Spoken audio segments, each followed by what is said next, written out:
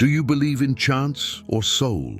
Have you ever wondered why, among millions of faces, it was the one that pierced you like an arrow? Not the most beautiful, not the most obvious, but there was something. A smell, a way of speaking, a presence that pulled you inside as if you were coming home, even though you had never been there. Why does it happen? Was it a coincidence? Or does love know exactly where to touch, even when you don't know where it hurts? Carl Jung said that love is not random. And if he is right, then every passion, every intense connection can be a reflection of something much deeper, something you don't see, but it lives in you, silent, waiting for someone to awaken you. So I ask you, do you really love the other, or love what the other awakens in you? Take a deep breath. The answer can change everything. Love is not random, it is deeply unconscious. Have you ever wondered why you fell in love with that person and not another? Why, among so many possibilities, was just that look, that way of laughing, that silence that pulled you like a magnet? It seems to happen, right? But what if I told you that it is not? Carl Jung said that love is not random. He does not fall from the sky like a lightning who chooses anyone. It springs from the depths of our psyche. It is an answer to something you don't even know you are looking for. Do you believe that you have chosen to love, or were you chosen by something that was already inside of you long ago? The truth is that our emotional history, those old pains, the emptiness that no one has seen, the gestures that were missing in childhood, silently shape what we call taste. Love is often an unconscious attempt to heal a wound that we no longer remember where it came from. It's as if, by finding each other, we want to find a part of ourselves that got lost in the way. But are you loving someone real, or are you trying to fix the past through a new face? What if, deep down, this inexplicable attraction is a secret language of your soul, trying to tell you something that you have not yet understood? Can you hear? Maybe what you're feeling is not about each other. Have you thought of that? Maybe you're looking at someone, but seeing yourself. Jung called it projection, a phenomenon as subtle as it is powerful.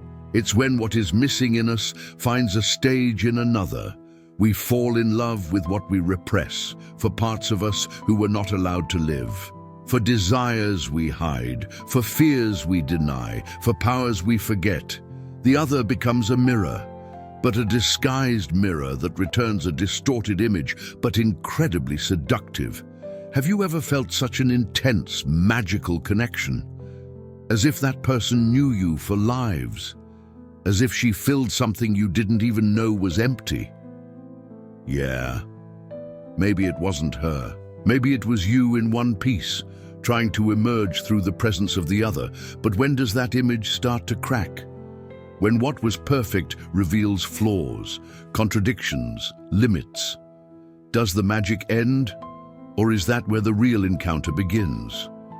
Have you ever noticed that sometimes someone is intensely in love with you without you having made much effort? It's as if you touch something deep in each other, something that even he does not understand, but which attracts him strongly. This happens because often you represent a missing part in the psyche of that person. Perhaps she admires your lightness because it carries a weight that never knew how to release. Or maybe she falls in love with your courage because you've spent your life afraid. Maybe you awaken in her the freedom that she never allowed herself to live. But here comes the nagging question. Is she falling in love with you, or the symbolic image that you carry, and you are willing to sustain this image? Because at first, being what is missing in the other can be charming, but over time, it can turn into collection, can turn projection, can turn prison. Have you ever experienced this? Did you ever feel that they were seeing in you someone you weren't, as if you were playing a role without having chosen the script? Love, when unconscious, idealizes, and idealization is fragile, beautiful but fragile, just a gesture out of the script, so everything falls apart. But does it need to fall apart? Or is it that, in this collapse, There is a chance to finally see who the other is and who you are. And sometimes it's not just what you represent, it is what you awaken. Have you ever felt magnetically attracted to someone, as if the universe had written that even before you met? It's like fate, right? But what if it is archetypal projection?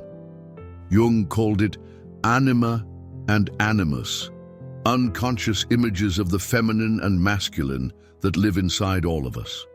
The man carries within himself the image of the ideal woman, the anima. The woman carries within herself the image of the ideal man, the animus. These images are built from childhood, through the mother, father figures that have marked our soul. And when someone out there fits into this internal model, the effect is immediate. The heart shoots, logic fails, and everything seems too magical to be explained. But beware, it is not love at first sight. It is the unconscious saying, there is something that seems familiar, something I recognize, something I have long desired. You think you love the person, but in fact you love the part of yourself that you have projected into him. And when the enchantment passes, the question remains, who was she really? And who were you behind the fantasy? But every projection has an expiration date. There comes a time when the image breaks down and the myth becomes human. That perfect person begins to err, to surprise not with charms but with limits, and what was once magical now bothers you. Have you ever felt that? The feeling of waking up from a dream, as if he had loved a character and now stands before the actor without makeup. It is at this point that many say, he has changed. She is not the same anymore. But the truth is harder. You're the one who never knew who she was. You loved projection, the fantasy built by your unconscious, the idea, not the individual. And when the image crumbles, you face a choice. Go away, looking for another illusion to fill the void, or will you stay and know, perhaps for the first time, the other and yourself? Because it is in this collapse that real love can begin. Not enchanted love, but conscious love, the one who sees, accepts, and yet chooses to remain.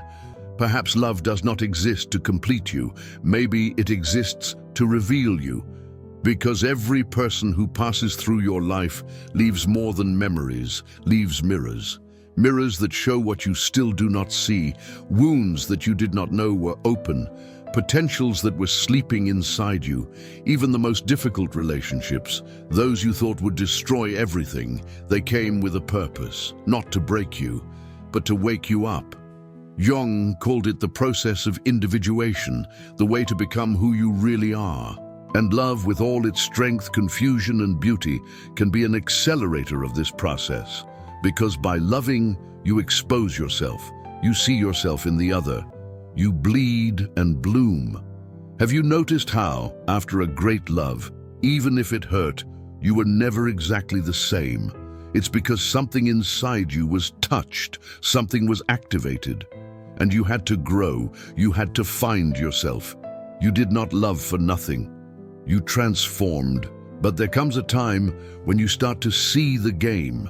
You start to notice the patterns, the repetitions, the choices that seem new but have the same old script. And then comes the question that changes everything. Why am I always attracted to the same kind of person? What exactly am I looking for?